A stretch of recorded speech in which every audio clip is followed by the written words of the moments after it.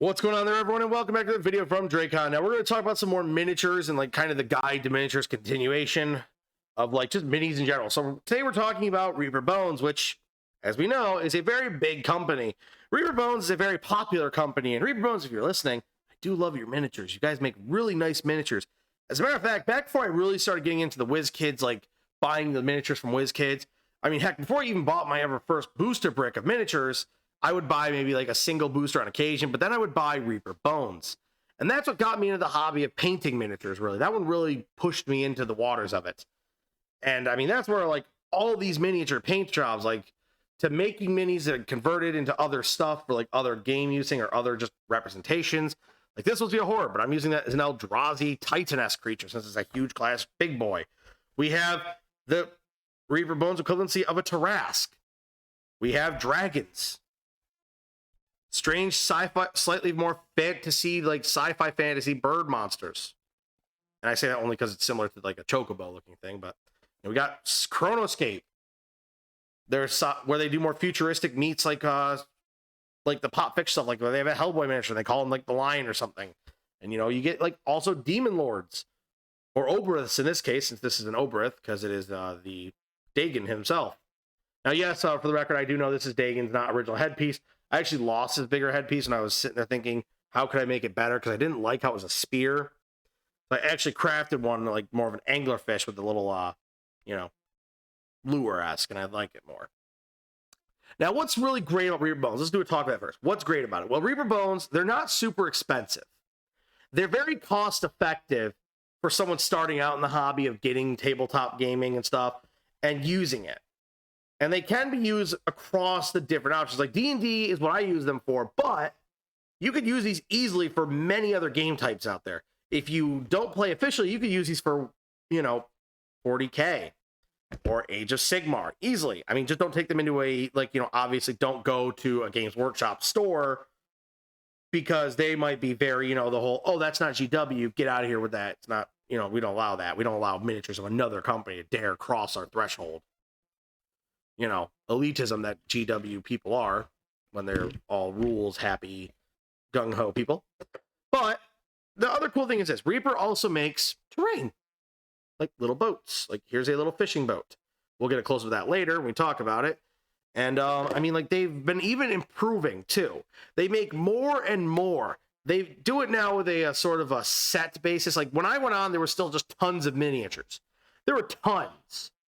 I mean, would I eventually probably buy all of them?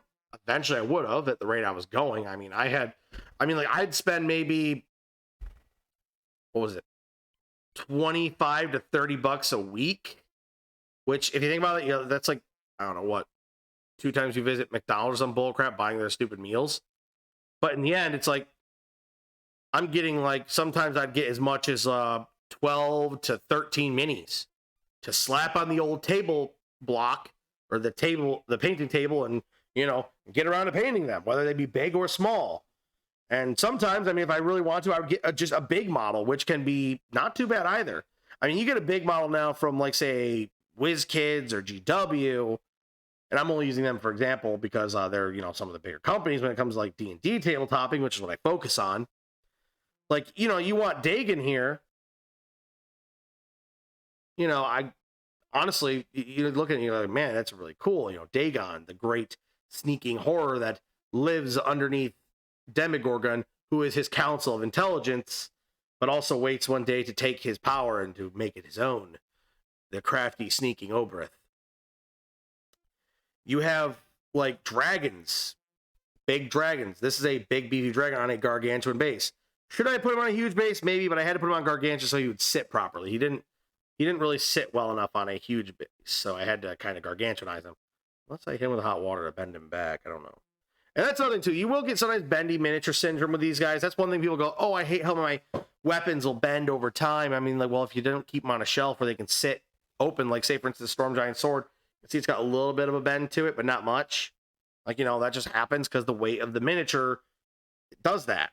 But, it's not a big deal either. Like, for instance, this spear, that's, it's not doing all that much bending, but it's still a flexible joint. It is what it is. But now getting on to the big guys, why are the big ones important to get the Reaper? Because you get, now yes, you do have to paint them. So it takes a little time and a little bit of effort. But you get these cool, big monsters. Here we have a Tarask. Why is that impressive? Well, I mean, yes, technically they did not call it Tarask. It was Qatar or something, or I think it's like Arkartar or something, the world breaker. And obviously you can see, though, he's supposed to be like a Tarask-esque monster. And he's an easy stand-in for it. He looks just like a Tarask, in my opinion. Like, that's why I really had to get one of these eventually. And I kept thinking it, and I kept putting it off and putting it off. Then one day I noticed WizKids is making their own Tarask. I'm like, oh, cool. What are they running for? And I go, he's going to be like $300 something. I'm like, that's a lot.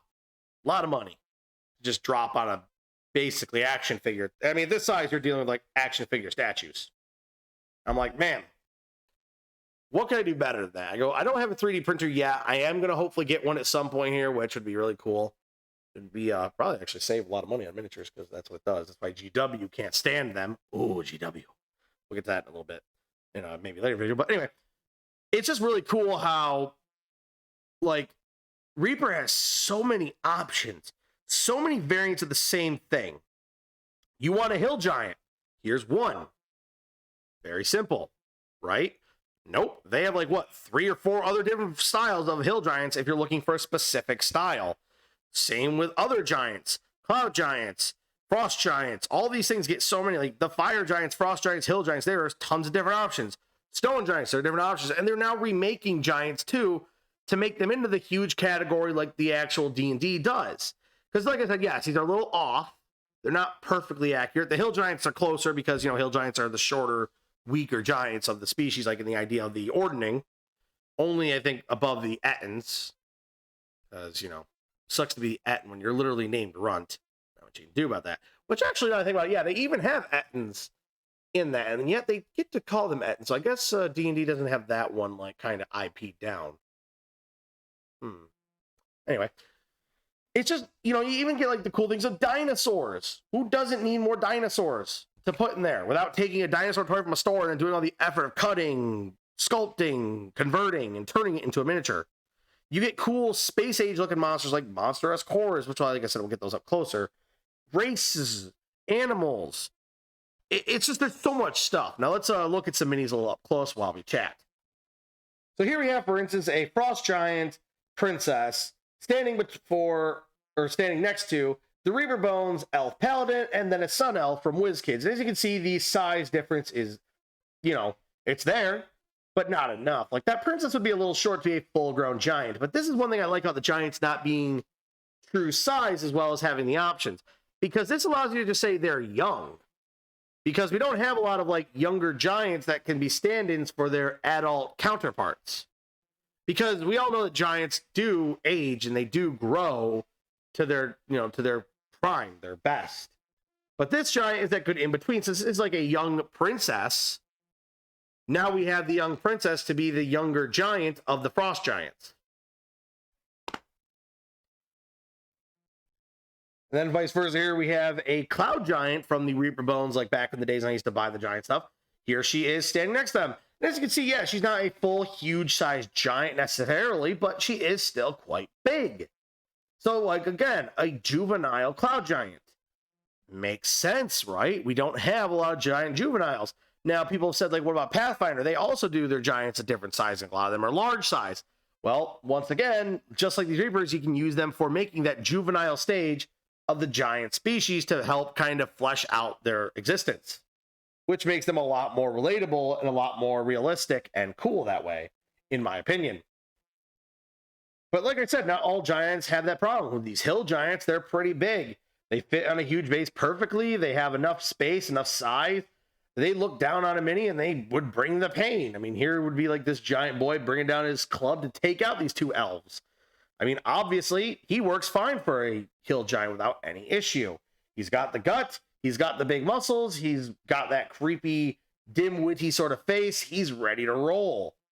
So, like, not all giants suffer from that problem of the old days, but they are still remaking them. So that's the great thing. WizKids is remaking giants. So, and they're remaking many miniatures to make them into the black line, which is now that new plastic they use that makes them stronger, a little less bendable, and also like a little bit easier to paint is the idea.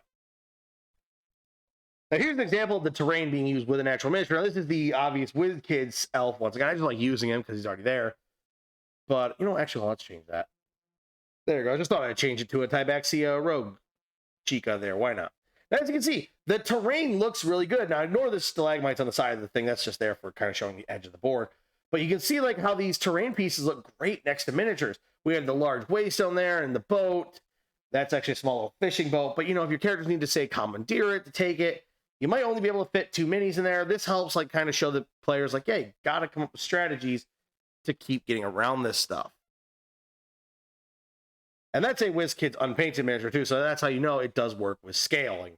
So that's another great fact, too. They are in scale, and they work great. So here we have some character-esque folks. I mean, so this is another thing that Reaper does. They make so many unique sculpts and styles. You can always make these cool, unique characters. I mean, like here we'd have, like, say, a kitsune female with blue fur, like a demon huntress woman, a Yuan-Ti male fighter, and then a Yuan-Ti sorcerer woman. So, I mean, like, you know, you could have these interesting races. Like, you get the snake people. You get more representation for different elf styles. You get humans of different roles. You get the other races that need to be thrown in there that I'm waiting for WizKids to throw in there as a normal race, like the kitsunes, the lupins. You can get more stuff like that in there and not have to, like, kind of construct of your own or modify. You can just get them, paint them up, and get them ready to roll. Like, I'm waiting for the day that lupins make a return to the actual player manual. The kitsunes can get an also place on there, being the cool fox folk. Maybe some other types of rare offshoots from different breeds, like Tybaxis or Leonins, like some type of rare offshoot subspecies. And then maybe like a Yuan-Ti species that isn't just purebloods, maybe like the Yuan-Ti serpent folk that are just snake people, like you can see here, but they're just, you know, they try to live, they have their own positions, jobs, and all that good stuff. Because, I mean, it opens up the possibility to make more uniqueness. I mean, my group, for instance, we love uniqueness. Right now, our season 2, we are having a little bit more. We had limitations on our races, but, you know, guys, if I'm DMing, expect multiple weird races. Like, I'll tell them, open races. I don't care. You could be giant kin, you could be anything you want. Now, of course, they have to be medium-sized, and we always can work on it to make it work. But, you know, I like the options, the multi-variations, because this can also help flesh out civilizations you come across. This can help you give you more, in this case, Yuan-Ti types, different than what you're expecting the minis to already be. You get like a Yuan-Ti here with the twin blades come out, you sit there and go, okay, he's a fighter. He might have a, you know, goose cooked. Or a sorcerer who's about to wield a fireball and blast into oblivion. But or lizard folks, you know, they have so many different options, which is what makes them good for player class characters. Or NPCs. Now we move on to the creatures. As you can see here, we got a lot of cool monsters. We have like a giant sloth. We have a fish man, which I forget what these things are called because it's been a while since I bought this guy. We get the terrifying fish monster with his sword ready to gut you like a trout. We have the giant dire beasts or just giant animals. We also get like an axe beak over there, which is just a giant terror bird. And I mean, the greatness is you can use a couple of them, slightly make differences. Like I actually made a difference between my terror bird. I bought a second one and got a female one by reducing the head crest and making it more dull colors, as the male would be more white to attract the females. My big sloth monster there, yeah, he's got some green on his back to be like that moss growth you see with sloth creatures. And he has the giant white eyes because, you know, he's just a big, slow, dumb, maybe like a nocturnal beast or something. I don't know. I just kind of left it that way. But you see, like, the amount of details they have is what makes them work for cool creatures to play and use and to make your encounters different. Like, they offer these unique monsters that you normally don't come across. They can be variations on creatures that already exist to creatures that you are creating, and it helps that differentiation. I mean, for instance, the interesting creatures, we also get, like, say, for instance, these newer sculpts. This is actually a newer one known as the female Afriti. I think it's like a Ebba or something like that. And this is the female fire genies. Now, I don't actually have any of the Afriti at all. I didn't have fire genies at all. So I decided I'm going to get one. And I decided to go with the female one, which, man, she has one beautiful sculpt here, as you can see. So much detail to pull out of there and a lot of effort to put to give her this beautiful sculpt, beautiful detail, and then put in the paint job to make it all pop. And then also do some base work, as you can see there's a little lava coming on her base with the larger base. And she is too large, and she is a tall mini. She is tall. And like a lot of details go into these models. And you gotta love that with Reaper Bones. They're willing to put this extra work to really bump up their models quality, that I think in reality it can compete with GW and can compete with WizKids on a fair ground, but yet also usually win by price. Because I mean, say if you want to buy in a free team, an older model from WizKids, they hold such a value of collectability, or the fact that it's like, you know, I could buy it unpainted and make it, but like, you know, they might go, well, ours are like, you know, say, I don't know, $14.99, whatever they charge for their large class and bigger minis. But then you look over here and you're like, or sorry, they might charge like maybe $7.99. This is probably around that same price range, but you're getting such a great quality female with so much personality and type and like beautiful makeup you can give her, or beauteous paint job to give her, so that way she really pops to go on that game board and make the player stop and go, whoa, that is one swanky mini. Now let's talk about the big monsters. So because of the variational creatures you have, you can make unique conflicts that your characters have to fight. For instance, we have like 3 player class RPG characters coming up and fighting what would be like an abominational horror. Now this thing actually, I think it's called the, I think it was called, oh, was it something horror? Oh, some type of slimy, withering horror type beast. But I transformed it into an Eldrazi Monsters. I noticed it happened to have like hooved like feet. I kind of thought maybe this is one of Emrakul's creations of our world turned into a sort of monster titan ready to rampage and start killing and spreading the Eldrazi while feeding on the magic and doing all it has to do. So, I mean, like, obviously, as you can see, it's really cool that you can take something like this. And since it really doesn't have an actual, like, name on the base, you just base it up, you paint it right, and boom, it can be, in this case, like, for my Eldrazi forces. I am trying to paint more and more Eldrazi monsters, as I do have a campaign coming up in my own little creation that has Eldrazi's invading as a side quest, but still an epic side quest that the group would hopefully enjoy, you know, to really get them to honestly be like an extra leveling up phase. Like, it's something that will help get them leveled up so they can really deal some new damage and get way more powerful and do the effort. But you see like how much it works. Let's throw like another big beast on there for fun. So here we jump into one of the older giants. Once again, this is the Storm Giant. Here he is fighting with the group in the same situation. I know, same exact pose, probably not like, or same exact formation, but whatever, it works. And you can see, like, even though he is not exactly 100% the right size, for an adolescent Storm Giant fighting this group of adventurers that he's come across, maybe that works a lot better. Or maybe you could use him as a stand-in for something else, but I would just use him as an adolescent Storm Giant because it just works so well that he's going in to face off against them. But some epic level monsters get really cool. So here, for instance, we have like 2 adventurers and their pet lion going up against the mighty Dagon, whether to fight him or simply ask him a question. So, I mean, you get these epic level monsters that you set on. They're almost like a table centerpiece because they're so big and powerful that then they have this thing where it changes the whole dynamic of the game. And I mean, it doesn't even have to be, say, for instance, the Demon Lord Dagon, which is cool that we get some Demon Lord representation from Reaper, but it could be a giant dragon ready to burn your party a cinder, or dare ask why you've invaded his lair and why you waste his time. See what I mean? The greatness of these dragons. You get so many different dragons that are all uniquely open to slight customization to just simply painting them whatever color you really want. I mean, like, for instance, this one's like a red dragon, of course, but, you know, there's even greater threats than this. Or maybe you set up the apocalyptic showdown between the Titan of the Tarrasque, versing off against your players in a final death-defying battle, leading to probably some players losing their end, but the Tarrasque maybe being defeated, put to sleep, or simply merely destroyed once and for all. That kind of chestnut, it's what allows it to be so unique, so different, and helps make the game more interesting. That way your group has no exact idea of where the campaign goes, till eventually the DM just does the old smile, and then brings doom. So in the end of what I would have to say with Reaper Bones, if you guys were thinking of, do I go to Reaper Bones to buy miniatures? I definitely would not. I would definitely look to you and say, yes. Take a moment to look through their inventory. You might find that miniature you're looking for the next time you're thinking, oh man, do I need to go to Hero Forge to make something close enough to my mini to have it work? Or do I just simply buy a miniature, paint them up right, and just be done with it and have a great miniature that looks good and can hold a candle to anything WizKids or GW would make? I mean, after all, guys, Reaper Bones has done a lot of effort to make a lot of great miniatures. This is proof. Look at all this. This is not even all the Reaper I have. I have a lot of Reaper. But this is just some of the ones I decided to choose to use for this video, and there's just so much. There's always more. There's more and more. And you can always add by just basically going on to Reaper's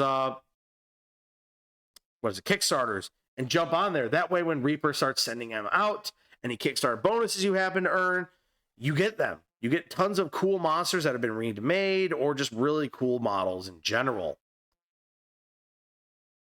So anyway, guys, that's all I got for you to talk about for Reaper Bones minis and how cool they are and what they offer and all that stuff. So, I mean, if you come this far in the video, I thank you for coming all the way. Make sure you subscribe if you've not done so already. Helps support the channel. And hit the like button and leave a comment. Helps get past that pesky YouTube algorithm so more people can see, enjoy, maybe get some more information, and make informed decisions. Anyway, guys, that's Dracon signing off. All I got for you. See you next time. Bye-bye.